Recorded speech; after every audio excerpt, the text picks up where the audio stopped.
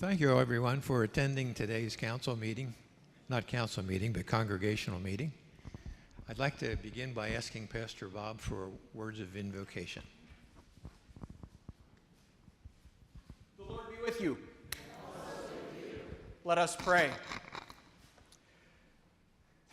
Gracious and loving God, we give you thanks for the blessings of this day. We give you thanks for signs of new life in your creation and in this place. We give you thanks that you have promised to be with us always to the end of the age. We pray that you would be present here among us now. Stir up your Holy Spirit in this place. Guide us, lead us. Be with us in our speaking and in our listening, in our thinking and in our deliberating, and above all in our acting. That the work that we do here this day might further the work of your kingdom in this world. We ask you all of this in the name of your Son, Jesus Christ, our Savior and Lord. Amen. Thank you, Pastor Bob. I'd like to begin with a word of thanks. When you're in a position of leadership in the church, you see things that are behind the scenes that ordinarily you wouldn't get to see. I've been so impressed with some of the things I've seen just having been here early in the day or late in the evening, and I wanted to give some special thanks. I'd like to thank the council members and all the members of their committees. There's so much that they do every week, every day, and it's greatly appreciated. I'd like to thank our secretary, Kim. Every time I send her messages or notes, she gets right back to me. It's very rewarding. I'd like to thank Betty Bauer. What she does behind the scenes is just phenomenal. I just signed 2 purchase orders this morning from 2 different venues, and that's typical of Betty. She just does that out of the kindness of her heart. I'd like to thank our sexton, Bonnie Brubaker. So many times I'll come in on a Tuesday morning to help Al count, and there's Bonnie diligently working away, getting the place spotless. Really appreciated that. Our financial secretary, our treasurer, Lisa Coy, has been a godsend to us. She has organized our finances that we really needed to have that occur, and she's done that in such an excellent professional manner. It's very much appreciated. I'd like to thank Dave Clayton. He's a steadfast helper. Whatever needs done, Dave pitches right in. That goes for Paul Roy, who keeps our plumbing in order and our water flowing without leaking. That means a lot. I'd like to thank our resident electrician, Gary Miller. We have a new entrance doorbell and camera thanks to Gary and Paul's efforts. Much appreciated. And I'd like to thank our choir directors and all those who sing. So often I happen to get here early sometimes on a Sunday morning, and I'll look back at our social hall, and there's Lisa directing a group, many different groups. Greatly appreciated. And Ben for organizing our praise services. And all those who sing. And our bus drivers. I cannot forget our bus drivers. It's easy to take something like that for granted, but think about that. Hardly anyone can walk here anymore. If we are lucky enough to find a place on the street, we can walk here. But if we're 2 blocks away, that's a challenge. Our financial secretary, Al Rainier, oh my, he's done that job so admirably for so long, and he's so good at it. If I have an error, he catches it within 5 minutes or less. How he does that, I don't know. I'd like to thank Ed Cost. Ed has been my security blanket. I can bounce ideas off Ed, and he has such vast experience here and at other churches where he's helped. Greatly appreciated. And I'd like to thank Pastor Bob for his vision and innovation, looking forward to the future. And I'd like to thank Bill and Leanne Powers. They have stepped up and volunteered to be our representatives to the Synod Convention this summer to elect a new bishop. And that will happen, I think, in the month of June. June 5th, 6th, and 7th. So they will be doing that. We need a motion to give them official permission to take care of that duty. Do we have a motion for that, to that effect? Okay. Diane? want to state your motion? Would you state your motion? I so motion. Okay. To have Bill and Leanne as our Synod Assembly voting members. Synod Assembly voting members. A second? Second from Brene. All those in favor? Aye. Any opposed? Motion carries. You've probably heard that there are rumors about changing the structure, and we have gotten permission from the Synod to do exactly that. We were allowed to set aside certain parts of our Constitution to experiment. We have so many fewer members than we had, let's say, 10 to 20 years ago, that it becomes incumbent upon us to make changes in how we direct our efforts. And Pastor Bob has great background in this part of our journey, and he's going to present us with some suggestions of how we might rearrange our organizational structure. Thank you, Ted. Thank you. So if we could go to the next slide. Okay. According to our current constitution, our council should have 16 members. Our average worship attendance is about 65. That would mean that 1 out of every 4 of our worship attendees on a given Sunday would be a council member, which is really a lot. Generally, the gurus, whoever they are and whatever they know, say something like, more like 10%. If we can go to the next slide. So you've got a handout, I hope, that looks something like this. This is our current structure according to our Constitution. We have an executive committee of a president, 2 vice presidents, a secretary, the treasurer, if the treasurer is a member of the congregation, and the pastor. The audit and nominating committees answer to the council. And then we have all of these other standing committees. Also, sometimes we call them boards. And there are 11 of them, and we got to have a chairperson for each of them, and ideally a couple of people to help the chairperson, but it's a very top-heavy kind of structure. If we could go to the next slide, please. Now, there's some advantages to this structure, and there's a reason that a lot of churches adopted this structure that was just up there. This is on the front side of the handout with the heading Congregational Structure, 2 approaches, the one with the squares. There we go. One of the pros is it offers a lot of control. So for big, complex organizations, this kind of structure offers a lot of control. It makes sure that all of the dogs are pulling the sled in the same direction, right? And it came to the church from big, complex organizations. We got that structure from the business world. Ford, IBM, General Motors used to do business that way. They don't do business that way anymore because they figured out at a certain point that if they kept doing business that way, they were going to not be in business. But it does offer a lot of control. There's a committee for everything so that it's easy to fit things into a place for everything and everything in its place. And if you can't figure out where it goes, you create a new committee. It's solid, it's stable, and at least theoretically, communication is pretty easy.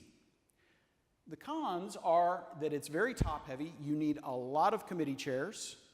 You can wind up with what's called the silo effect. So, evangelism is its own little silo, and youth ministry is its own little silo, and Christian ed is its own little silo, and they never actually talk to each other about what they're doing except at a council meeting when they offer like a 2-minute verbal report. And so you wind up with ministries that could be supporting each other that aren't. Okay. It's not a very flexible or responsive structure. If something new, a new opportunity appears. And another problem with it is that it winds up with conflating roles. What do I mean by that? Being a council member and being a committee chair are 2 different jobs. Okay? And they call for different gifts. And there are people who have gifts to be council members, but not to be committee chairs. And there are people who have gifts to be committee chairs and want no part of being a council member, right? And there are some people who have the gifts for both, but those folks are not super common. And so what winds up happening is that we kind of hammer square pegs into round holes. You know, we find somebody who's really passionate about kids, and we say to them, would you chair youth ministry? And they say, absolutely, I would love to do that. And then we say to them, and would you also, that means you got to serve on council. And they're like, right? So that's sort of the downsides of that structure. Now, if we can go to the next one. Nope. There we go. So this is on the back of your sheet. This is one way of imagining a different structure. You have a council that is just in charge of the stuff that council needs to be managing. Okay? It's a president, vice president, secretary, the pastors, however many pastors you have, and 4 at-large members. In other words, 4 council members who don't necessarily have another hat like secretary or vice president or whatever. And then you have sort of, 2 boards, tables, pick your terminology, congregational care and life, community care and life, right? And it's just a way of grouping ministries together that have things in common, right? Congregational care and life is stuff that is primarily focused on care for our members and for the congregation. Community care and life is primarily focused on stuff caring for our neighbors in the community, right? And obviously there's some overlap, which is why the 2 circles overlap there. And you'll notice that the borderline where they overlap is dotted because the boundaries are porous, right? Sometimes, like for instance, you might say that parish fellowship is a congregational care and life thing, but sometimes parish fellowship is doing stuff that cares for our community too, and vice versa, right? It's just a different way of organizing. And what you do then is you take the folks that are really excited about a particular thing and you say, hey, would you serve with the Congregational Care and Life Board? And, under that is the worship and music team. And if you're really excited about music and worship, that's the place. And yeah, they might ask you to pitch in with some parish fellowship stuff now and then, but like all of that stuff that's focused on how do we build up the body of Redeemer is happening in that place. And if you could go help those folks, that would be great. And you find somebody who's really passionate about making sure that kids with incarcerated parents get Christmas presents, which is what the angel tree is all about, right? And you say to them, well, that's a community care and life thing. We would love to have your help with that. Would you serve with the Community Care and Life Board? And yeah, they might also ask you at times to help with some publicity stuff, but like everything that's, focused on how do we reach our neighbors happens in that place, right? And the idea here is not that you wind up in a situation where like 4 committee chairs are doing all of that work by themselves, but that they can reach out and invite people to be a part of it when they need help. So for instance,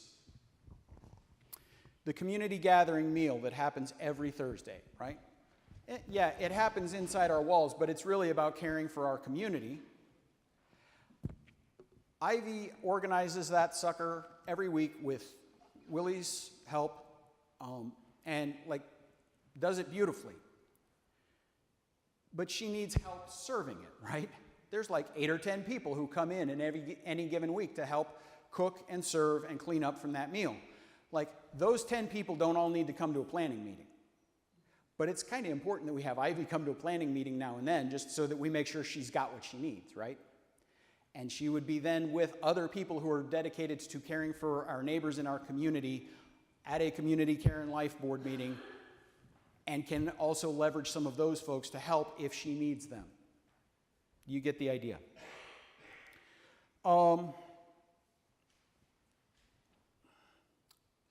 You'll see there's 2 footnotes at the bottom there that the at-large council members then are asked to help be the messengers, the people who foster communication between these boards and the council. One of the problems that churches run into, and this is where I say that, the job of councils and committees are 2 different things, right? Committees tend to be focused on, like, what's right in front of me, right? What is social ministry doing this month, in the month of May? Well, we're gathering items for these kits, and we're getting ready to send those off, and next month we're going to do this, and next month we're going to do this, right? And that's important work. It is also important work to be asking the question, where are we going 5 years from now? What's further down the road? What's our vision? More importantly, what's God's vision for Redeemer in 2030?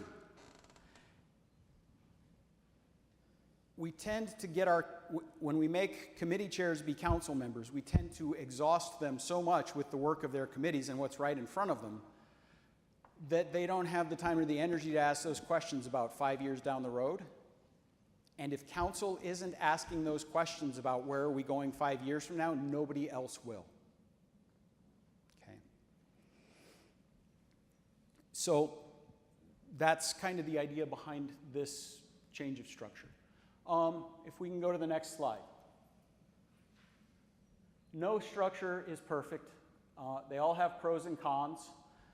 This one is, it's more flexible. Ministries are grouped together by affinity, like things that have some shared interest and common ground are next to each other, so to speak, so that they can help each other out and maybe, gain ideas and energy from each other. And like I said, people get to serve in ways that are consistent with their gifts. If you've got the gifts to be a committee chair, we're not going to make you serve on council. And if you've got the gifts to be a council member, we're not going to make you chair a committee, right? Now, the cons. Communication takes more work. Because you may not have all of your committee chairs or ministry team leaders or whatever you want to call them in the room at a council meeting. So you got to work harder to make sure the communication happens. But the good news is most of us carry more communications power around in our pockets on a given day than our grandparents had in their entire lives. Like, you just got to work at the communication, but it's not impossible, right? Team leaders have to prepare ahead. You can't just wait till you get to a meeting and say, oh yeah, this is what we're doing this month. Like, you actually have to, prepare ahead to let folks know what's going on. There is less control, both good and bad. You see Acts chapter 11 and Simon Peter and Cornelius' living room. And the council and the boards / teams / committees, whatever you call them, they have to focus on different but complementary roles. Again, like, committees are focused on, doing this thing and doing it well, and that's a very important thing. And somebody needs to also be asking, are we doing the right things well? Are the things that we're doing, are the things that we're pouring our time and our energy and our resources into, the things that advance what we understand the Holy Spirit calling us to as a congregation, right?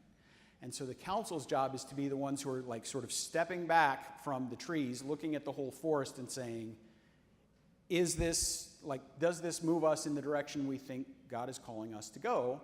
Or is it something that we're doing because it's a really important thing for somebody to do, but it might not be ours to do? Or is it something that we're doing because we think we're supposed to, because we've done it this way for 150 years, right?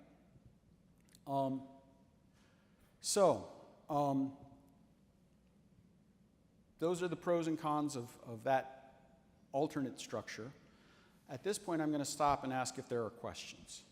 I know this is riveting stuff in the late morning in a warm room when you're all really excited about organizational structure. So,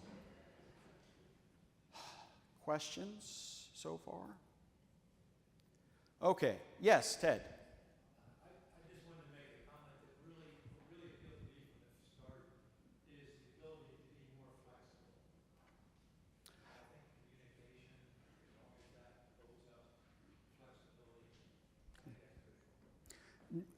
if you couldn't hear him in the back or on the live stream, what Ted said was that what appealed to him from the beginning was the additional flexibility in the second structure, or the alternative structure.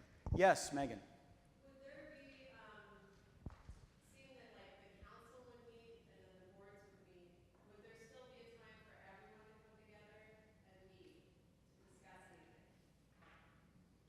The question was, seeing that the council would meet and the boards would meet, would there still be a time for everybody to come together and discuss things?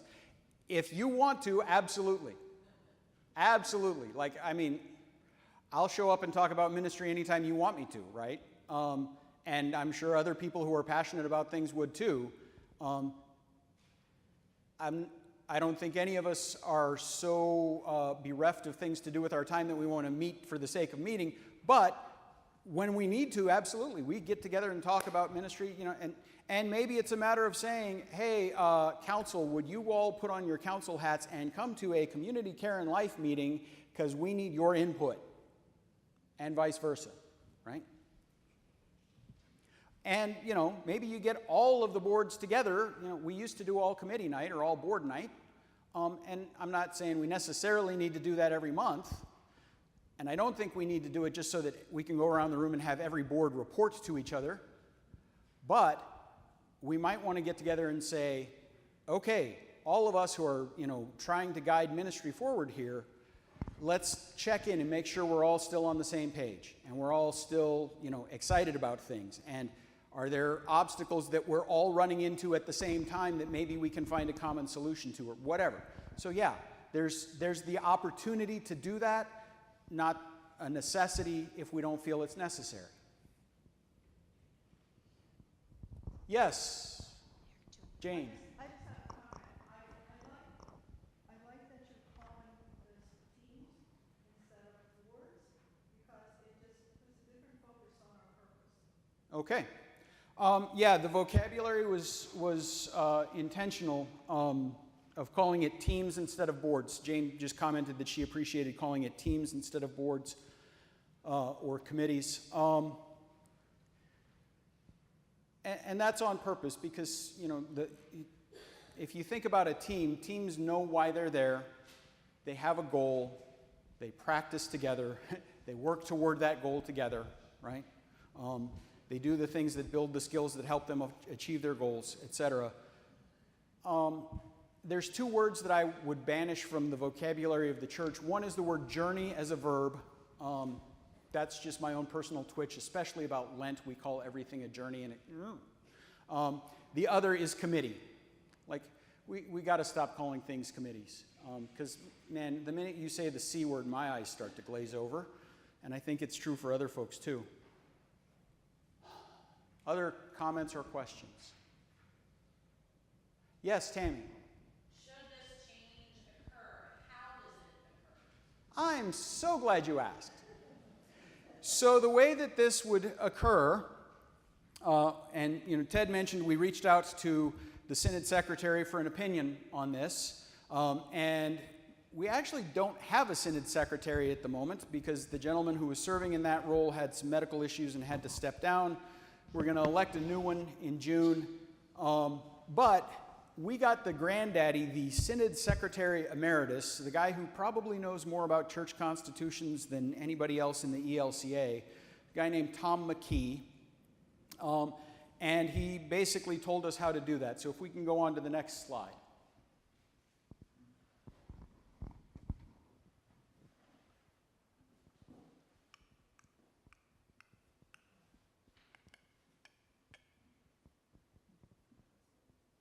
Maybe we can't. Okay. I'll wait for the computer to catch up. Our current structure is written into our Constitution and bylaws and continuing resolutions. Aha! So, here we go.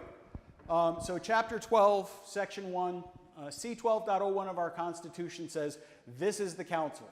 The pastor, deacons, if we have them, officers of the congregation and committee directors, etc., etc. Okay? To move to this alternate structure,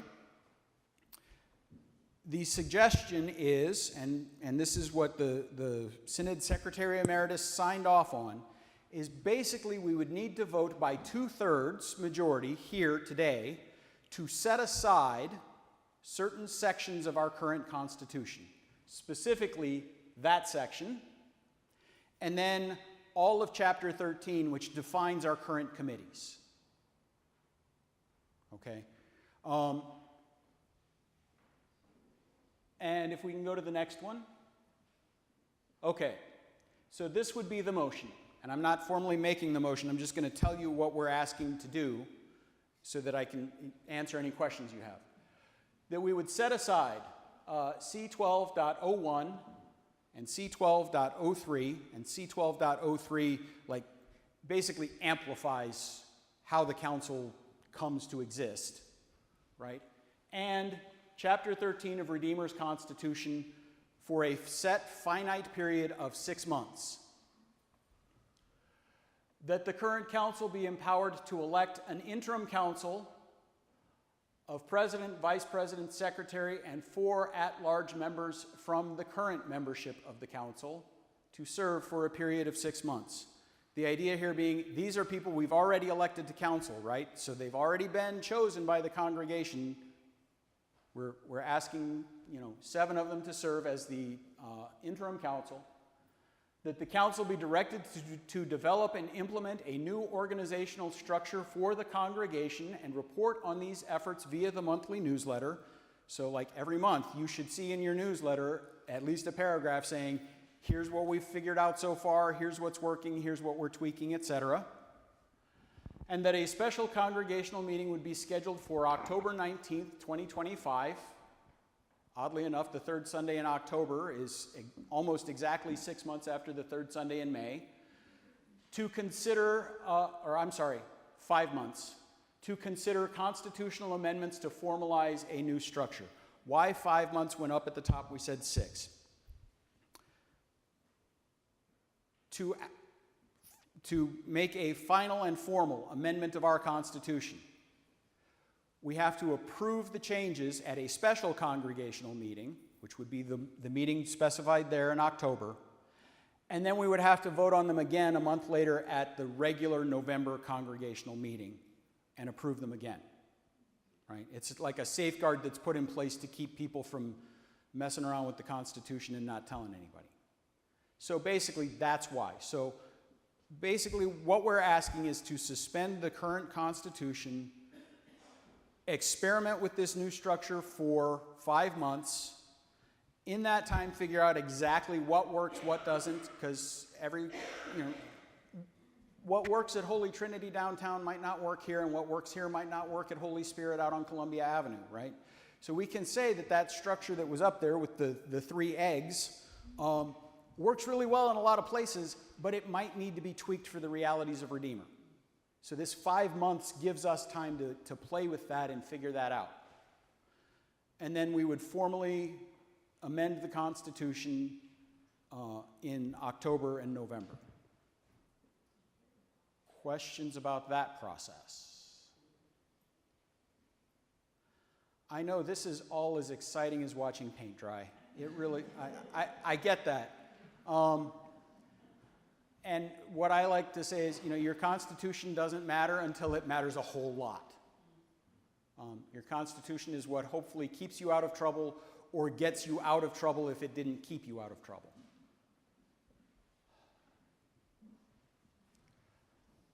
Yes, Sue. I think it sounds like a great idea. I just think about like a new organization, when you just making sure that there's someone assigned to whatever, because like if everyone's assigned, then it's harder to get it done. Mm-hmm. It's just that aspect. Yes, you got it. What Sue said, if you couldn't hear, was that in the new structure, make sure that somebody has ownership of each thing, right? Because if it's everybody's job, then like everybody can say, well, somebody will do it. And if everybody should do it and anybody can do it and everybody thinks somebody will do it, what winds up happening is nobody does it. And that happens sometimes. So yeah, that is an important piece of it. other comments, questions about the process? Okay. In that case, I move that. We have a second from Judy Harding. Comments, questions, discussion?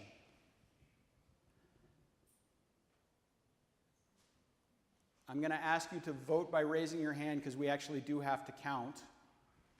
All in favor, please raise your hands. Well, maybe we don't have to count. All opposed? It passed unanimously. Okay, thank you. I just had to make sure we had at least 2/3. Thank you, Pastor Bob. Appreciate all your time and effort in dealing with all this.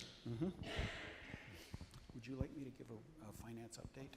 Oh, okay. I was going to do that with the latest information. Oh, I put together some slides from Lisa. Oh, okay. If that's Yeah. okay. Okay. I'm going to go ahead to the next section, which is an update on our finances. We can go to the next slide, please. So this is our income versus expenses, January through April. And I'm not going to read every cell and every line, but if you look at the bottom line there, we are running a deficit each month. It is much smaller than it was before we sold the 818 property. It averages out, you'll see over here, the average net is $2,959 shortfall each month. Our year-to-date shortfall is $11,836, which is a big, scary number, but man, it could be a whole lot worse. Okay? It's a serious thing. This is not one of those things where we can say, oh, it's no big deal, it'll correct itself. It is a big deal. Okay? If we can go ahead one more slide. So that's kind of what it looks like in picture form. If you are somebody for whom a graphic representation is more helpful, our expenses are higher than our income every month. Questions up to that point? If we can go to the next slide. All right. Some other things not reflected on the two previous slides. The proceeds from the sale of 818 5th Street, after we retired the mortgage, how much did we pocket? We pocketed $60,944.62, and that was deposited in February. That was not reflected in those numbers that I showed you a minute ago because it would have skewed everything. It would have looked like, hey, we ran a $60,000 surplus for the month of February. Well, technically, maybe you could see it that way, but it wouldn't really tell you what's going on. As of April 30th, our total cash reserves are $125,027.61. Just some back of the envelope math. If you divide 125,000 by 3,000, you get 41 months. Okay. If we continue to run the deficit that we are running,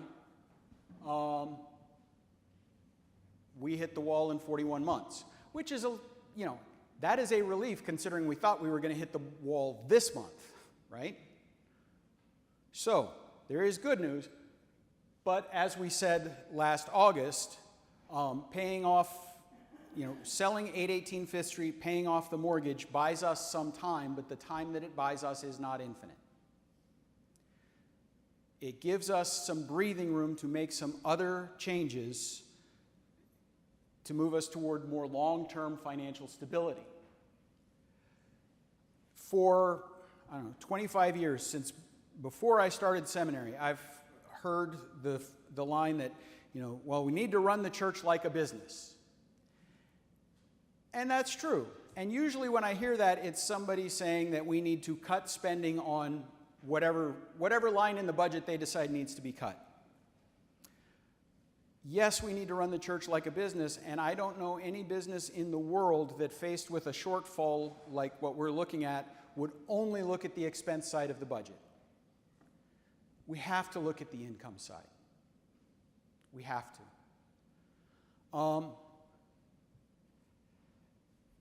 I hesitate to even say it this way. I mentioned a little while ago our average attendance is in the low 60s these days.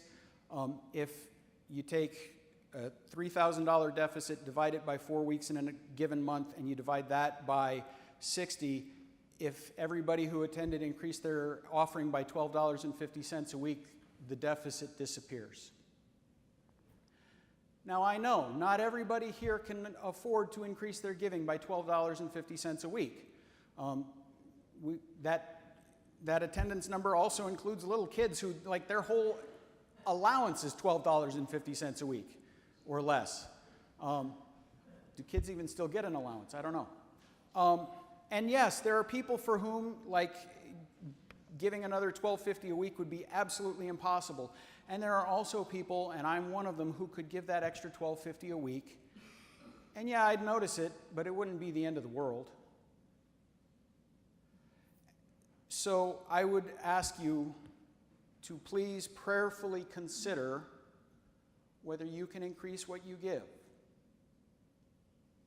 I mean, there's just no other way to say it. We got to look at what are we individually committing and as families committing to the work of Redeemer. The other thing to be aware of, a whole lot of people a whole lot smarter than I am have been saying for a while that we are probably coming to the end of the era when a congregation could finance all of its ministry based solely on the offerings of its members. Okay. In our grandparents' generation, when most people tithed and gave a tenth of their income or more to the church every week, yes, churches ran on the offerings of their members. For the last, again, 30 years at least, the average Lutheran gives more like 1.5%, not 10%. And I'm not, please, please, please hear me, I am not casting judgment. Like, it is a data point, it's not a judgment, okay? What that means, though, is that we cannot afford to do ministry the way that we always did it, because the way we always did it was we paid for our ministry based on what came in through the offering plate, and that was all of our income, and that was all we worried about, right? And we can't do it that way anymore. So we got to look at other ways of financing our ministry, including things like partnerships with outside organizations and renting space in our building on a regular basis. And typically we have done that as the church as like just a nice to do kind of thing. Like, and if whatever we were charging for rent covered what they were using in electricity and maybe a few extra minutes of the janitor's time to clean up, then that was good enough, right? And I'm not saying we need to become, market rate landlords who are squeezing everything we can out of tenants, but we might need to develop some partnerships that would generate revenue in other ways, including rental income and other things like that. One really interesting model, and the great news is we don't have to reinvent the wheel ourselves. There are people out there who have been doing this for a while. In fact, in 2002, I was part of a class when I was in seminary. We toured a congregation and organization like this. It was a congregation in Washington, D.C. on Judiciary Square, and they had opened a coffee shop, right? There was a space around the corner from the church that was available. They rented it. They turned it into a coffee shop. They hired people who were living in the shelter that they sponsored and used the coffee shop to help those people learn job skills and paid them a fair living wage so that they could move from the shelter to actual housing. So like it's a win for the employees, it's a win for the shelter, it's a win for all of the caffeine addicts who work on Judiciary Square, and oh, by the way, the profit that was generated by that coffee shop helped to pay for the church's other ministries. So it was a win for the church, right? And we haven't done it that way in like 1,800 years on a widespread basis, because we're like, ooh, that's like profit and icky, and like we say we want to run the church like a business, but we don't want the church to be in business, and like I get all of that, but the Apostle Paul tells us from his own letters that like when he showed up in town, he set up his stall in the marketplace making tents. Paul was a tent maker by trade. And when he showed up in a new city, he would go to work in the marketplace making tents and start talking to the people who came by his tent making stall. That's how he did evangelism, right? I'm just saying it's one model that's out there. Now, do we need to go open up a coffee shop? Maybe, maybe not. You know, when Commonwealth Cafe closed, I thought, yes, absolutely, we should probably look at seeing if we can open up a coffee shop. But now they're rebuilding the building over on Prangley, and one of the things that's going to go in there is a coffee shop. So, like, maybe the coffee shop window has closed, but maybe there's something else that this neighborhood needs that we could be providing.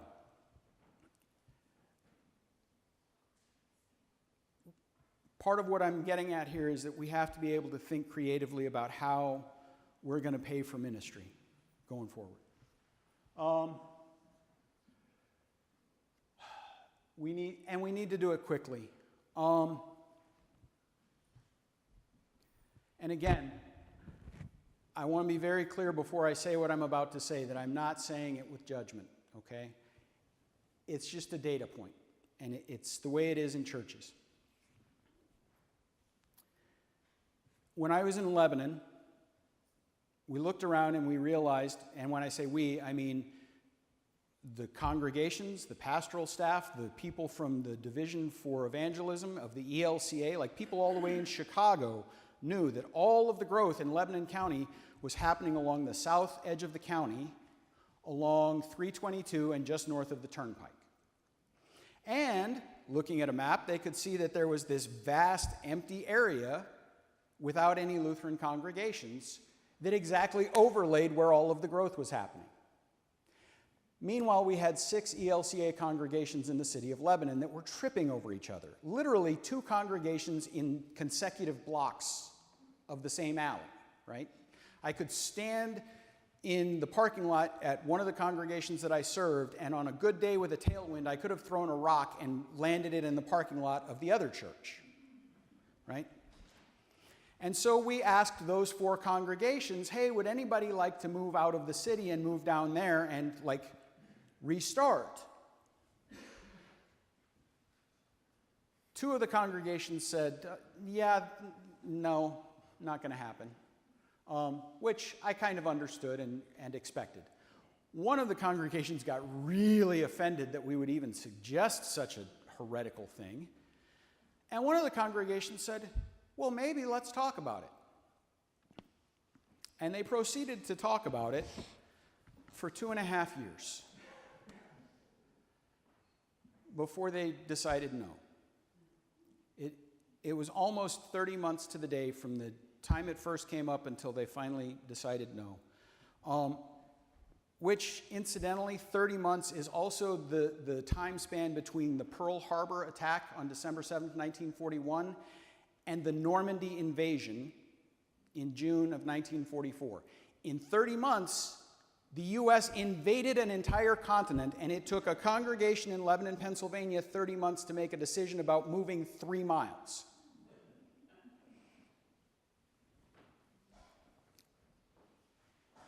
And that congregation doesn't exist anymore.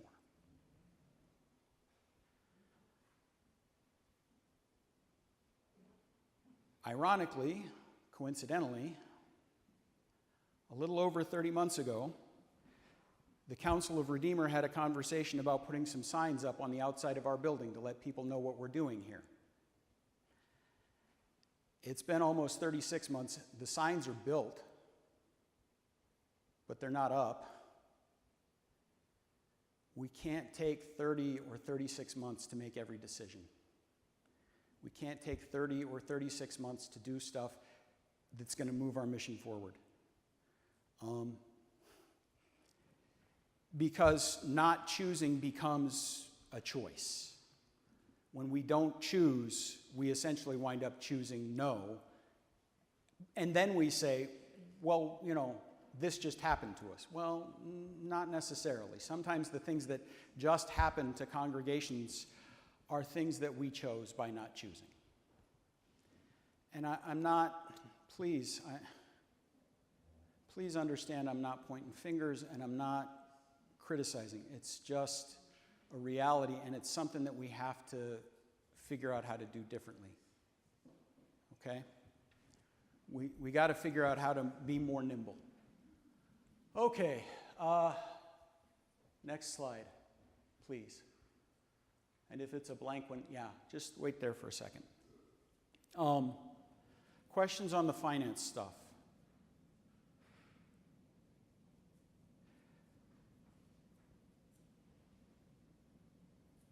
Yes, it's scary, but it's not unrecoverable. There are choices we can make that will change things, but we can't wait even 6 months to start making some of those changes.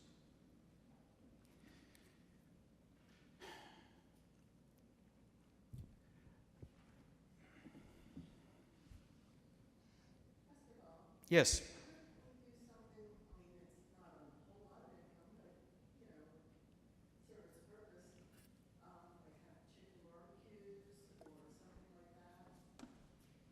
The question was, could we do fundraisers like chicken barbecues or things like that? I've been asked before, like, could we play bingo? Like, those kinds of things. Yes, those are all things that we can do, right? And there are churches,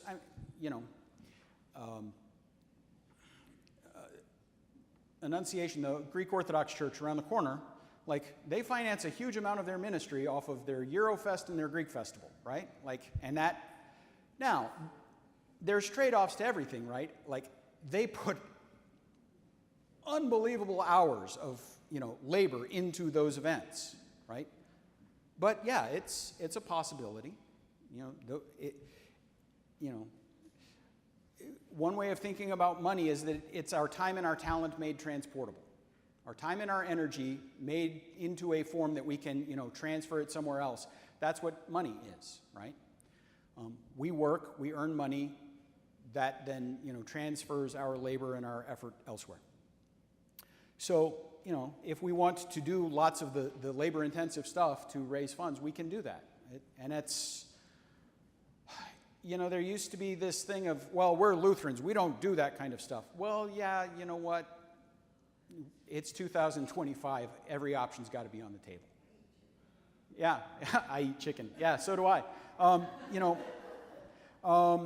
We used to have a bishop in this synod who was adamant that, thou shalt not do that. Don't wait for permission.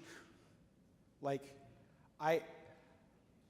got to think hard about the ethical implications of what you choose to do in your fundraising. I'm not suggesting we open a liquor store in the social hall. It would make a lot of money, but I'm not saying it's a good idea, right? Yeah, safer going with chicken. But you got to think through those ethical implications, but please don't worry or don't sit around agonizing or wondering, well, will the bishop let us do that? Here's the truth of the matter is, our bishops constitutionally can't really stop you from doing most things you might want to do. They can come down here and say, you're very naughty, stop doing that, but they can't make you, okay? It's just the way it is. And if a bishop of this church has some better idea for how to finance the ministry of a congregation, I'd love to hear it. But if they can't give us a better idea, then we're going to do what makes sense here. Okay. I've agonized for the last 48 hours about, and longer than that actually, about the next thing. And I think I owe it to you to tell you this. So I was asked a few months ago if I would come up with a list of recommendations for Redeemer. I did. I gave those to council this past week. Unfortunately, I realized yesterday that I gave council the wrong version that was worded not in the way that I would have wanted to. So to our council members who've read that document, I apologize for recommendation 1. I should have said that differently. And in fact, I intended to. I just sent you the wrong version. But here are the recommendations that I made. I'm not going to belabor all of them. If you want to have more discussion about them on another day, we can. But I'm going to go through these. And these are based on everything I've ever read or studied or learned, what I've observed in churches across the country, and a whole lot of prayerful and agonizing thought. These are 7 recommendations. First one is to make a decision. Congregational renewal is a lot of hard work, but it can be done. On the other hand, some congregations say, you know what, we just don't have the time and energy for that, and so we're going to do what we can do for as long as we can do it. And when we run out of time, energy, and money, we'll close the doors and we'll opt for holy closure. That can be a faithful decision, okay? Please don't. The one that I mentioned that took 30 months to make a decision about moving, when they decided not to move, they said, you know what, we know when we decide not to move, we are deciding that our time here is finite. And we are going to love this neighborhood that we are in at the corner of 2nd and Chestnut as long as we can, and when we run out of what we need to keep the doors open, we will close the doors and walk out with our heads held high, singing On Our Way Rejoicing. And that's exactly what they did. Okay? And it was a beautiful and holy and god-awful painful and so incredibly faithful choice. So if Redeemer chooses that path, like, you're never ever going to hear me say that you shouldn't, okay? I'm just saying, either choice can be faithful, but we got to choose, right? Because not choosing is a choice. Do we want to dig in and try to turn things around? Or do we want to keep doing as we're doing? And please hear me that what Redeemer does is beautiful and holy, okay?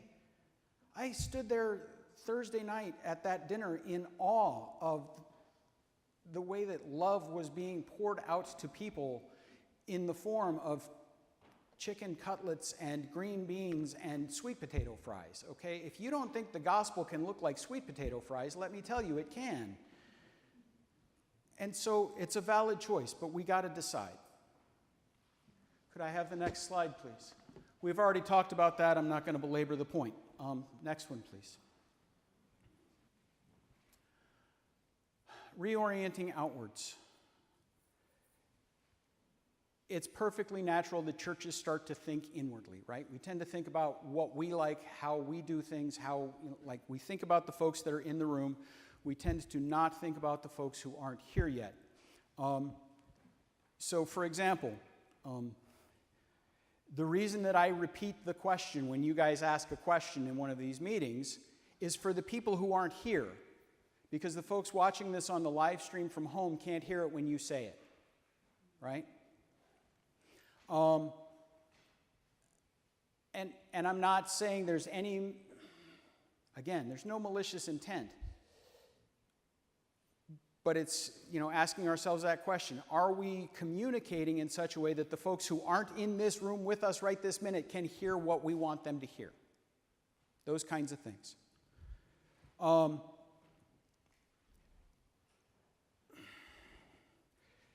We did a longest night service back in December, also called a Blue Christmas service, for people who are mourning over the holidays.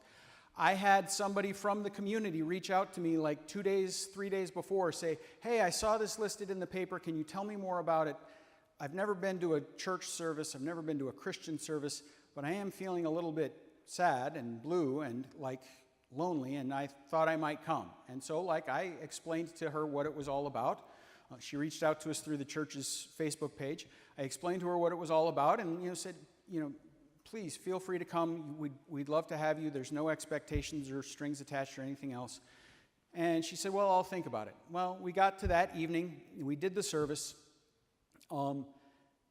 She did not come, which didn't surprise me. But I thought to myself, well, I'll go home and I'll pull up the video on our YouTube channel and I'll send her the link and she can, watch it. And I pulled up the video on the YouTube channel and could not send it to her, because we didn't have anybody at the sound table or managing the live stream. She couldn't have heard a word we said.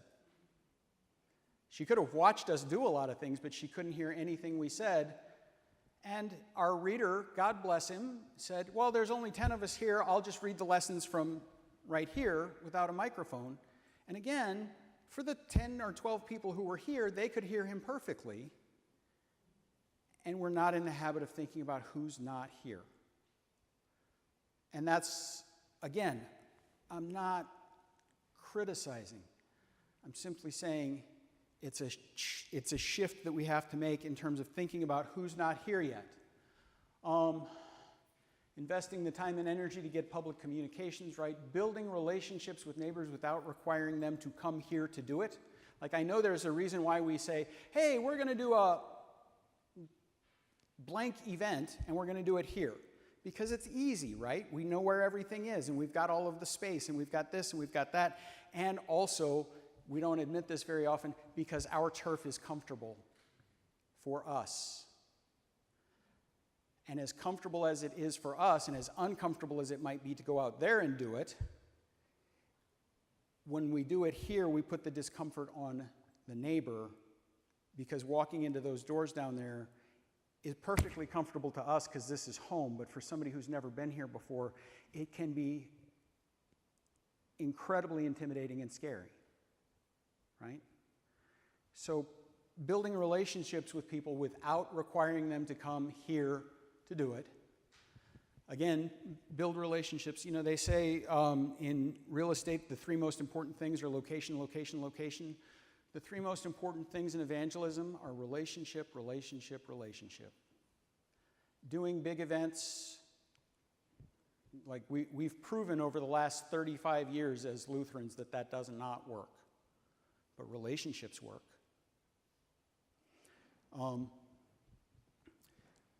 People ask me all the time, why are churches like LCBC and the big mega churches and things growing? And I say, well, and then they say, oh, well, it must be because they've got stadium seating. I'm like, well, actually, and it must be because of the contemporary worship. Well, actually, and it's because they, okay. And we've told ourselves all of these stories about why those churches are growing and why our Lutheran churches aren't. And the fact of the matter is, most of the stories we've told ourselves are wrong. Churches like LCBC grow because they prioritize growth. It's that simple. And they know what makes for growth, and they do that. I have a buddy of mine who at least he was a member at LCBC, and I asked him how he wound up there, and he said, because 5 different people nagged me to come check out their church, and they were all talking about the same church. And so we finally went. The average Lutheran invites somebody to church once every 27 years. And since most people need 3 invitations, 27 times 3 is 81, and taking bold public stands even when it's scary. We are one of 3 Reconciling in Christ congregations in all of Lancaster County, which, good for us, and most of our neighbors don't know it. And I'm not saying we should be, blanketing the neighborhood with leaflets that say we're a Reconciling in Christ congregation, because most people have no idea what that means.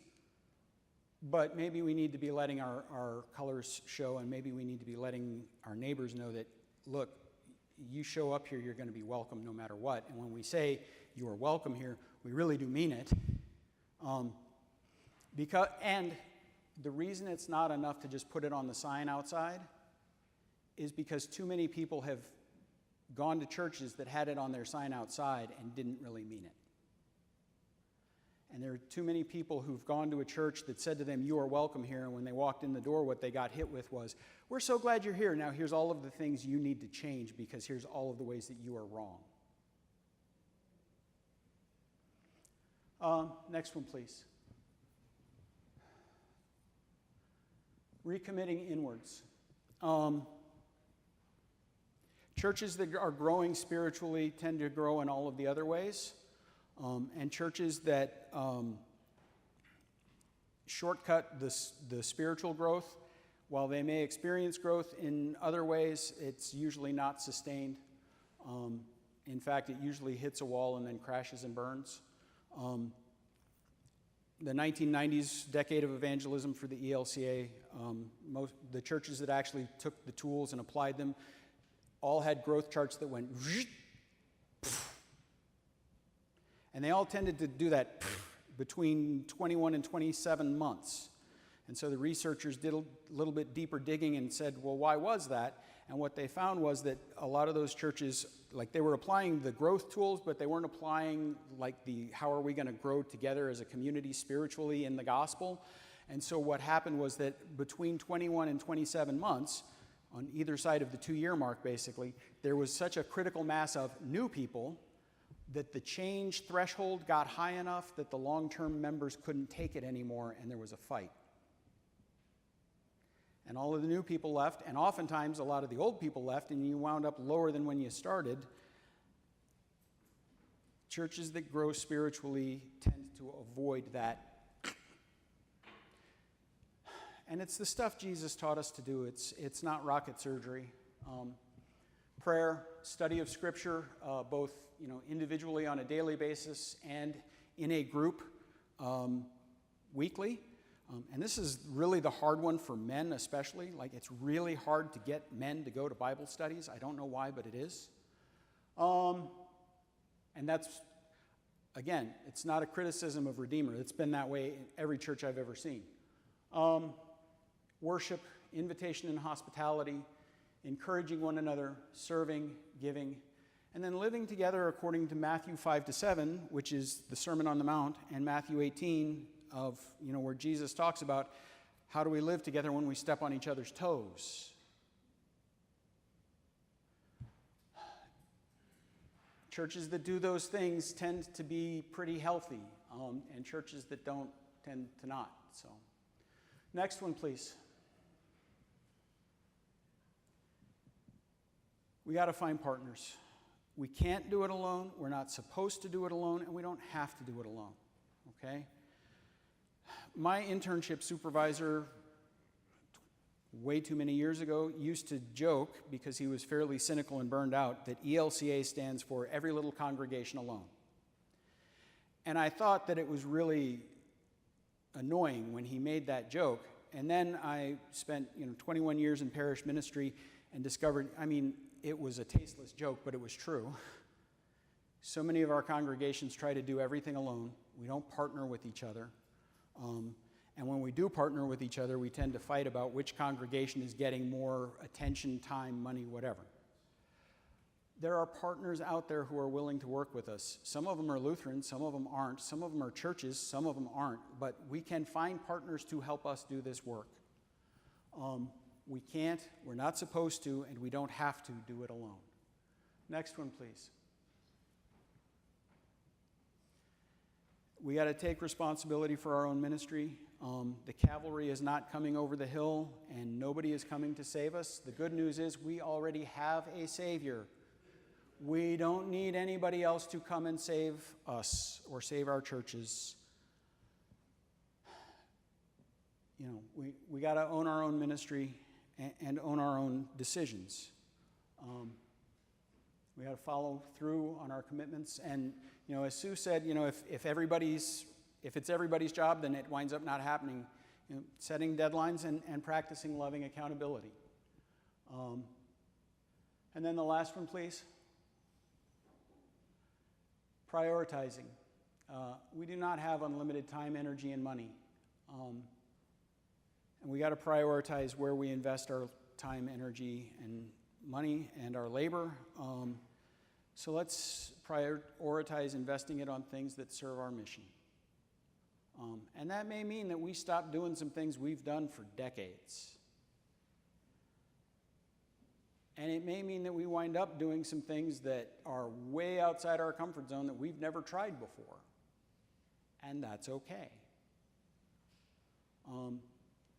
Here again, this is not a criticism. However, I would not recommend that we invest enormous amounts of time and energy and labor in trying to do an ice cream social or a hot dog dinner or whatever for National Night Out this year. Because the last couple of years, we've watched attendance at National Night Out, at least in this neighborhood, go phew. And it's not that we haven't worked our butts off, right? And we've done it as, we've done it as hard as you can do it. And I'll tell you, the people who do that labor have worked themselves into the ground. It's just something changed, and folks aren't coming out for that anymore. So why exhaust ourselves for an entire month of August trying to do National Night Out when there might be something out there that's a little bit less labor intensive but actually might actually bear more fruit, right? That's all I'm saying. My grandmother's church, Community United Church of Christ in San Antonio, Texas, for years did a sausage supper. It was kind of their fundraiser kind of thing. And they did this sausage supper, and I can remember when I was this high going with my grandmother to her church on an afternoon to help peel potatoes for the sausage supper, right? And they sold, I don't know how many thousand plates of sausage and green beans and potatoes and dessert and whatever. And year over year, they had fewer and fewer people able to help with that. And the people who were able to help with that were moving from being in their 40s to their 50s to their 60s to their 70s till they got to the point where it was like 9 ladies in their 80s and 6 husbands. And they tried one more time, and it very nearly killed one of them, literally. They had to call the ambulance to take her to the hospital. And they finally said, we can't do this anymore. And that was a sad day, but that's okay. Because, we believe that resurrection lies on the other side of death. We believe in an empty tomb, and we believe in hope. So, if we prioritize and we discover that we may not be able to do something that we did for years anymore, it's okay. I promise. If you want to learn more about this, I teach this stuff, believe it or not. I used to teach this stuff for the synod, and before that I taught it for another synod. And I'm happy to teach it here if you want me to. You tell me, and every Sunday I'll do a class on this kind of stuff after worship. We'll either go find a comfortable room to sit in, or we'll do it right here, whatever. I'm happy to teach this stuff. But those are my recommendations, and I want to emphasize again, every one of those is based more than anything else on my deep and abiding love for Redeemer. I'm not saying those things because I'm criticizing or because I'm finding fault or whatever. I'm saying those things because I believe in my heart of hearts that those are the things we need to be paying attention to.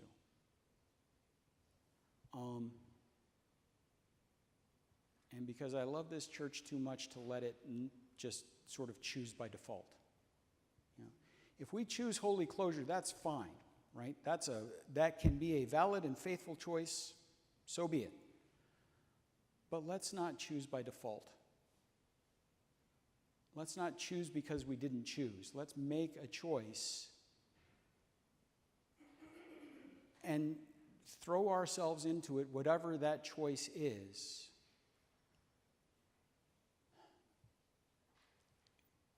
Because frankly, I believe Redeemer is worth fighting for. It's not worth fighting over, but it's definitely worth fighting for. And I don't know if you noticed how many new faces were in this room this morning. It's almost like God's planting seeds or something. All right, you've heard enough from me today, and my voice is wearing out, and you're all tired, so I'm going to sit down and shut up.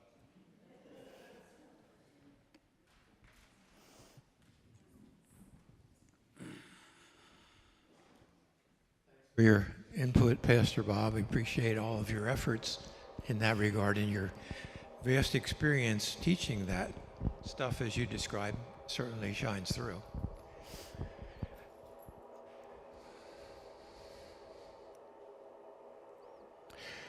Now, I have one more announcement I would like to make, and that is that as council president, I need to step aside. And there is no formal way to go about this because we don't have a vice president, and our Constitution has no recommendations for this. So the recommendation at council meeting was to open the floor to nominations for council president. So that's what I would like to do at this time, Pastor Bob. I mean, the other thing that we could do, and it was part of the reorganization motion, is have the currently serving council elect a president from within their own number. It's like we can do it either way. Okay, so we could do it through council. Okay. I called and checked on that Thursday. Okay. I think that would be my preference, if that's all right with the congregation. Okay, great. I don't think we need a motion for that? Okay. Well, that's all that I have. Is there anything else from the congregation? Oh, thank you very much. Yes. Oh. Thank you. Thank you very much. As I mentioned before when I listed my thank yous, I've been a member here for over 55 years. And I've lost a lot of good friends over the years. I've made a lot of good friends over the years, and hope to make some more new friends over the years if we decide not to go the route of holy closure. So I thank all of you for your support, and I ask for your prayers, and I will certainly pray for all of you. Do we have a motion to adjourn? Motion, Brene. Second to that motion, Pat. We're adjourned.